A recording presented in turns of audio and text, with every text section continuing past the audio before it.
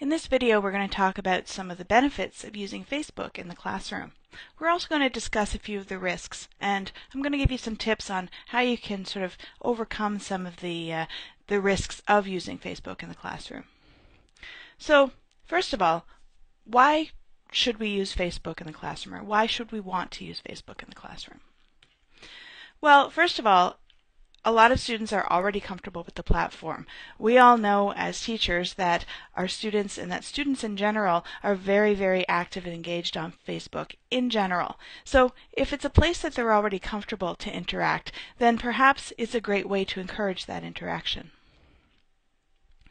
It's also a great way to connect and engage with your students outside of class time. So, we get a very limited amount of time with our students. Usually it's only a few hours a week.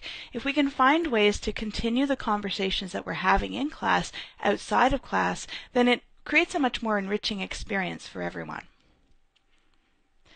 And it's also a great way to encourage sharing amongst students. So whether I, as the teacher, am sharing interesting links and relevant content with students, or whether the students themselves are able to share and interact, and help contribute to the discussion that's happening inside and outside of class, Facebook is a really great way to be able to share information with each other.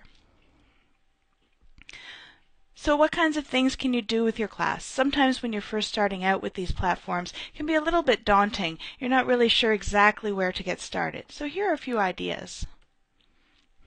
First of all, you can post some relevant links.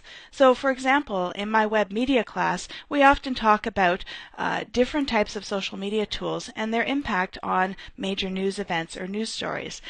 So I will occasionally post links to relevant content, relevant topics to the things that we're discussing in class. But I don't just post a link, I also ask questions. So not only am I posting a link to a relevant news story, but I'm also asking the students what they think about it. And as you can see, I was able to get a few comments and a bit of a discussion going. So it's always really important to try, when you're posting those links, to put a bit of an explanation and ask the students what they actually think. You can get into some really interesting discussions. Another way that I use Facebook is to post reminders. Now, we all know that in Blackboard you have the ability to post announcements, and I'm sure we all do that on occasion. But we also know that there's a lot of times when students don't necessarily read those announcements. And so I actually use Facebook as another place where I post my reminders. So not only am I posting them in Blackboard, but I'm also putting them on Facebook. And I'm finding that a lot of students are finding the announcements on Facebook before they actually look for them in Blackboard. So it can be a really great way just to post something quickly, but I always make sure that I also duplicate that information in Blackboard. It's also a way to encourage students to share their own interesting content. So here's an example of a post of a student that came across the new social network that has been set up by the Algonquin Students Association. She thought it was great and she wanted to encourage other students to check it out, so she posted it in our Facebook group. And again, as you can see, it's a great way to get students to want to offer up information and have their own discussions. And I actually find that after a while, the students really just take charge of the group and they want to really get in there and share and talk to each other about the things that are going on in class. Of course, like any type of communication, there's always some risks involved. And I wanted to just discuss a few of those risks now so that we can really have a better understanding of how maybe we can overcome some of those risks and sort of minimize the impact. First of all, not all students are on Facebook, and that's the truth.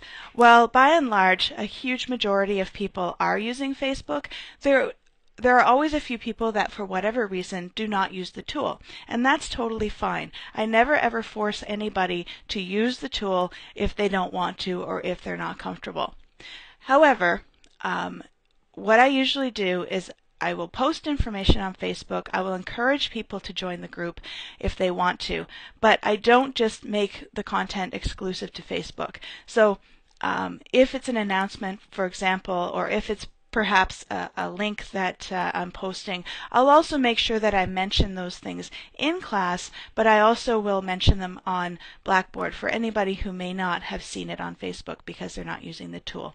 So certainly make sure when you're setting up your Facebook group that you encourage people to join, but you don't make it mandatory because, of course, not everybody's using the tool.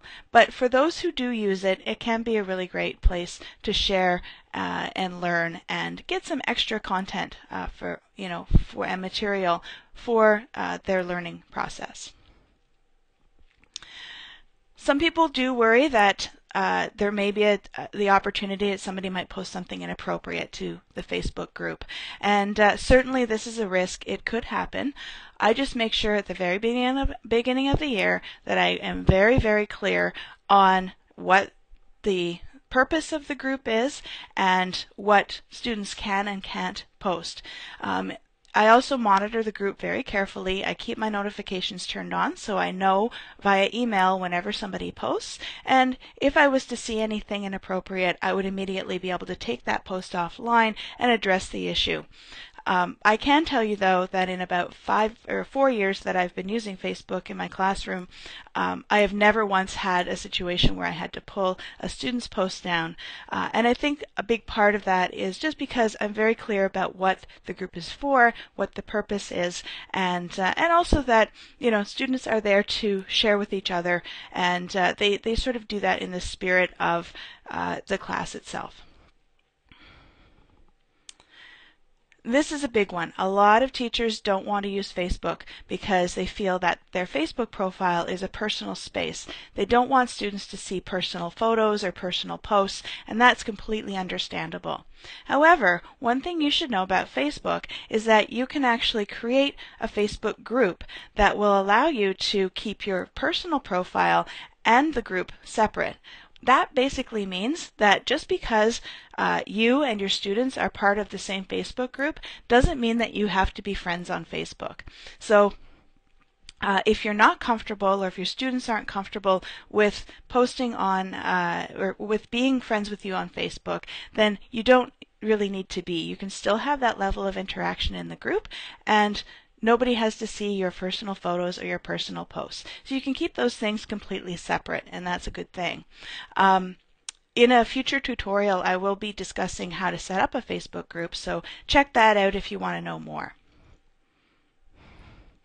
In the end, Facebook can be a really great resource for students and for teachers to be able to learn and share and collaborate. It adds a new layer to the classroom experience, a new dimension, and it really keeps that conversation going. Even when you only have a few hours a week with your students, you feel that you can be connected with them throughout the week and throughout the term. In my experience, it's been a really positive thing. The students really embrace it, and they really get into the spirit of sharing and having discussions around topics of interest. So why don't you give it a try?